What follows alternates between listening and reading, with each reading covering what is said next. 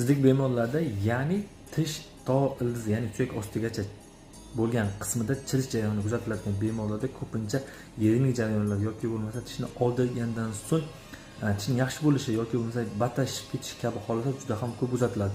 Buning birinchi sababi siz o'zi aytganingizdek muddatidan juda ham o'tkazib yuborish, ya'ni og'riq qolish uchun doimiylashib dori ichib yurish natijasida niyatga infeksiya tushadi va u yiringlab, ya'ni yallig'lanish natijasida og'riq qoladi sizga. Vaqt o'tishi bilan bu infeksiya chaqadi, ya'ni chirigan sohada turli xil bakteriya yoki bo'lmasa viruslar yig'ilishi natijasida bu milk ostiga, ya'ni suyakka tushadi va buning natijasida yiringlik jarayoni boshlanadi.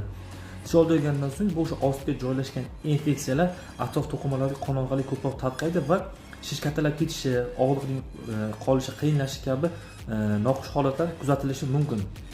Buning oldini olish uchun yoki bo'lmasa tishni oldirganingizdan so'ng yaxshi bo'lishi uchun yoki bo'lmasa yiringlik jarayonini qaytarish uchun birinchi navbatda qiladigan ishingiz shifokor bilan maslahat qilishingiz kerak.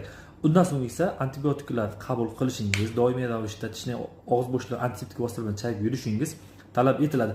Agarda shish kamayishi uning aksincha kattalashadigan bo'lsa, jarrohlik yo'li bilan o'sha shishgan sohadagi yiring chiqarib tashlanadi.